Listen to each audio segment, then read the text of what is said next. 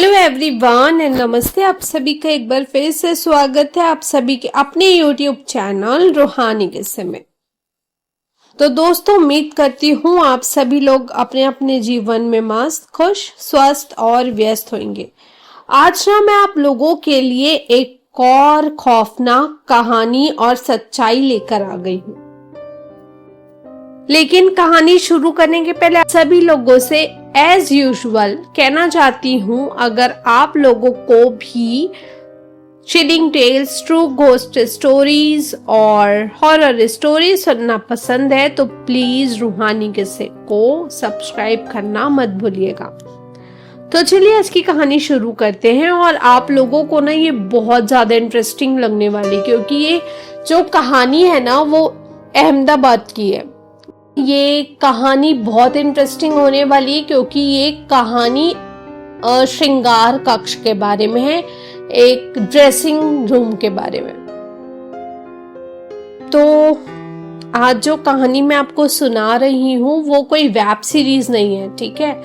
ये एक्चुअल घटना घटी थी अहमदाबाद में और आज भी लोगों के जहन में ये कहानी जो है ना वो कंपन पैदा कर देती है। ये कहानी है एक ऐसी जगह की, मतलब श्रृंगार घर की, श्रृंगार कक्ष की, एक ऐसी जगह जहां खूबसूरती के नाम पे मौत का मेकअप होता है।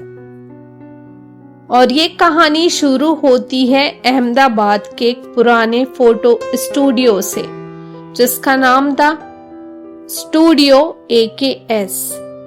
नाम तो बड़ा स्टाइलिश था, लेकिन इसके अंदर जो होता था वो किसी डरावने म्यूजियम से कम नहीं था। चलिए मैं आपको पूरी कहानी बताती हूँ बिना कुछ छुपाए। दोस्तों, स्टूडियो AKS पहले एक बड़ी मशहूर जगह हुआ करती थी फैशन और मॉडलिंग के लिए। हर बड़े ब्रांड का फोटो शूट वहीं होता था। नए मॉडल्स, फोटोग्राफर्स, डिजाइनर्स सब उसी स्टूडियो में लाइन लगाते थे अपने करियर की शुरुआत के लिए। लेकिन इस स्टूडियो में एक रूम ऐसा था जिसका दरवाजा कम ही खुलता था। वो था श्रृंगार कक्ष, यानी कि ड्रेसिंग रूम। देखने में वो रूम एकदम नॉर्मल लगता था।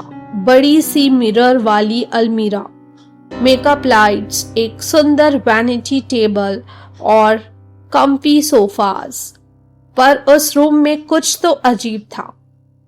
एक ठंडक, एक सन्नाटा, एक अजीब सी बू जो किसी पुराने लिपस्टिक या नेल पॉलिश से नहीं, किसी पुरानी रूह से आ रही थी।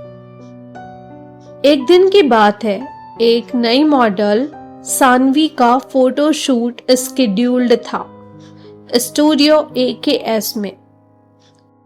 बहुत ही कॉन्फिडेंट लड़की थी, नए पोज, नए लुक्स, सब कुछ ट्राई करने के लिए रेडी। उस दिन का थीम था द विंटेज क्लब। और जैसा रूटीन था, सानवी को कहा गया मेकअप के लिए ड्रेसिंग रूम में चली जाओ। सानवी बिना कुछ सोचे सीधा श्रृंगार कक्ष में घुस गई। अब यहां से कहानी में ट्विस्ट आता है। 5 मिनट बाद स्टूडियो का मेकअप आर्टिस्ट उसे चेक करने गया। सानवी एक जगह सीधी बैठी थी, आंखें मिरर पे टिकी हुई और बिना ब्लिंक किए बस देख रही थी। आर्टिस्ट ने पूछा, सानवी मैम, सब ठीक है? सानवी बोली, आप तो ऑलरेडी मेरा मेकअप कर चुके हो ना। मेकअप आर्टिस्ट हैरान रह गया, क्योंकि उसने तो अभी तक रूम में कदम भी नहीं रखा था।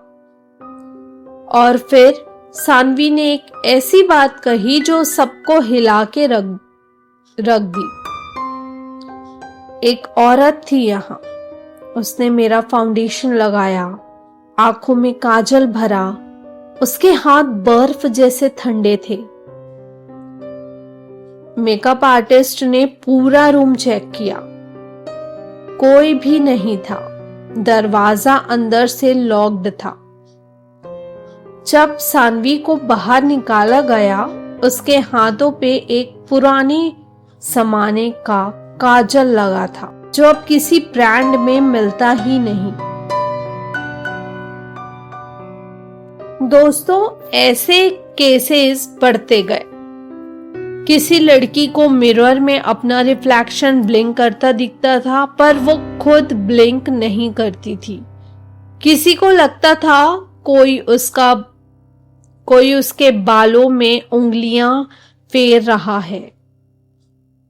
एक और लड़की ने कहा वो मुझे खुद से सुंदर बना रही थी, पर फिर उसने मुझे मिरर में घसीट लिया। सब मॉडल्स का कहना था रूम में कोई और भी होता है, कोई जो सिर्फ लड़कियों को दिखाई देता है।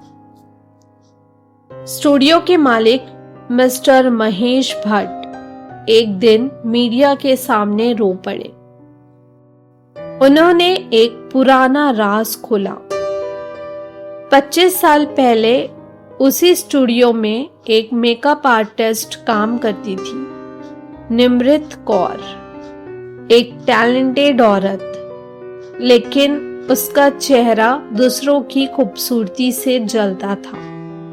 कहते हैं एक दिन एक नई मॉडल का चेहरा उसने एसिड से जला दिया, सिर्फ इसलिए क्योंकि लोग उस मॉडल को सबसे सुंदर कह रहे थे। वो मॉडल वही ड्रेसिंग रूम में जलती रही और निमृत ने खुद को उसी मिरर के सामने फांसी लगा ली। तब से ड्रेसिंग रूम बंद कर दिया गया था, लेकिन नए मालिक ने रिनोवेशन के बाद उसे फिर से खोल दिया, बिना उस रूम का पूरा सच जाने। अब भी हर दूसरे तीसरे महीने कोई नई लड़की ड्रेसिंग रूम में कुछ अजीब महसूस करती है। कोई बेजान सा हाथ उनका गला छूता है, कोई सांस मिरर के ग्लास पे जमती दिखाई देती है, और सबका मेकअप एक ही पैटर्न में होता है, निमृत जैसा। पुराने लिपस्टिक, काजल का थप्पा और लाल सिंदूर। और सबसे खास बात, जो लड़की उस रूम में मिरर के सामने 13 मिनट से ज्यादा रुक जाती है, उसकी तस्वीर किसी न किसी कैमरे में ब्लर हो जाती है, जैसे वो दुनिया में है ही नहीं। तो दोस्तों, अगर कभी आप अहमदाबाद जाएं और कोई बोले कि स्टूडियो AKS में फोटो शूट करवाना है, तो ड्रेसिंग रूम में जाने से पहले मिरर की तरफ मत देखना। और अगर कोई मेकअप आर्टिस्ट बिना आवाज के आपका हाथ पकड़े तो तुरंत भाग जाना, क्योंकि हो सकता है वो निमृत हो और ये उसका आखिरी मेकअप हो तुम्हारे लिए। तो दोस्तों, इतनी थी आज की कहानी, और कैसी लगी आप सभी को ये कहानी मुझे कमेंट में जरूर बताना। और अगर ये कहानी थोड़ी सी भी अच्छी लगी हो तो इस कहानी को एक लाइक जरूर करना और मेरे चैनल को सब्सक्राइब करना मत भूलना। और हाँ, अगर आपके साथ भी कोई ऐसी डरावनी घटना हुई हो तो मुझे जरूर बताएं, मैं उसे आपके लिए एक कहानी बना दूंगी। और आप सब लोग मुझसे इंस्टाग्राम के थ्रू कनेक्ट कर सकते हैं, मुझे इंस्टाग्राम में मैसेज कर सकते हैं। मेरे इंस्टाग्राम के पेज का लिंक मेरे यूट्यूब चैनल के डिस्क्रिप्शन में मेंशन है और मैंने कमेंट बॉक्स में भी पिन करके रखा हुआ है।